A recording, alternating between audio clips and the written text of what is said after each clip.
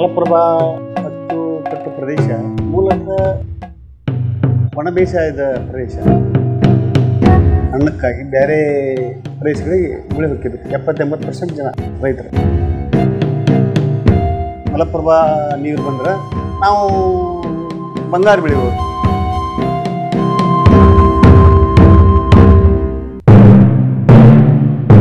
ಅಂದರೆ ನೀವು water tax ಮತ್ತು ಬೆಟರ್ಮೆಂಟ್ ಲೇವಿ ಎರಡನ್ನೂ ನಮಗೆ ನೋಟಿಸ್ ಮುಖಾಂತರ ಈ ಕಂದಾಯ ಇಲಾಖೆಯವರು ಎಲ್ಲ ರೈತರಿಗೆ ಜಾರಿ ಮಾಡಿ, ನೀರಾವರಿ ಕರ ಯಾರು ಕಟ್ಟಿಲ್ಲ, ಯಾರು ದೊಡ್ಡ ಹುಡುಗಿ ಇದಾರ ಅಥವಾ ರೈತರ ನಾಯಕರು ಯಾರ್ದಾರ, ಊರು ಹಿರಿಯರು ಯಾರ್ದಾರ ಅವ್ರನ್ನ ಜಮೀನುಗಳನ್ನ ಸರ್ಕಾರ ಅಂತ ಮಾಡಿದ್ರು ಅವರು.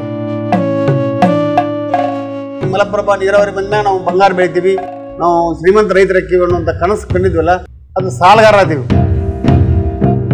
ಎಕರೆಗೆ 1500 ರೂಪಾಯಿ ಬೆಟರ್ಮೆಂಟ್ ಲೀವ್ ಫಿಕ್ಸ್ ಮಾಡಿದ್ರು ಅವರು.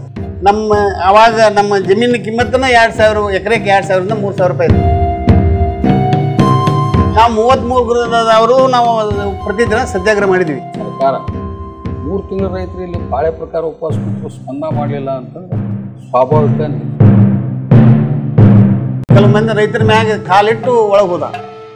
ಅದು ಒಂದು ಈ ಬಂದಂಥ ರೈತರಿಗೆ ಎಲ್ಲ ನೋಡಿದ ರೈತರಿಗೆ ಒಂದು ಸ್ವಲ್ಪ ಅಮಾನವೀಯತೆ ಕಾಣ್ತೈತಿ. ಈ ತಹಸೀಲ್ದಾರ ಇನ್ನೂ ಇವನು ಬ್ರಿಟಿಷ್ ಸರ್ಕಾರದಾಗ ಇದ್ದಂಗೆ ಮಾಡ್ತಾನೆ, ಇದು ದೇಶ ಸ್ವತಂತ್ರ ಐತಿ, ಇಷ್ಟಾದರೂ ಸಹಿತ ಇವರೆಲ್ಲ ಹಿಂಗೆ ಮಾಡ್ತಾರೆ ಅನ್ನೋಂಥ ಹೊತ್ಸ್ ಇದಾಕಿತ್ತು. ಎಲ್ಲ ರೈತರು ಹೋಗಿ ಅದಕ್ಕೆ ಕೀಲಿ ಹಾಕಕ್ಕೆ ಹೋದ್ರು. ಕೀಲಿ ಹಾಕಿ ಹೋದ್ಕೊಳ್ಬ ಹೊಸದಾಗಿ PSI ಅದೇ ಇದಕ್ಕೆ ನಮ್ಮ ನರಗುಂದಕ್ಕೆ ಹೊಸದಾಗಿ ಅಪಾರ್ಟ್ಮೆಂಟ್ ಆಗಿದ್ದ, ಅವನು ತನ್ನ ರಿವಾಲ್ವರ್ ತಗೊಂಡು ಫೈರ್ ಮಾಡಿಬಿಟ್ಟ.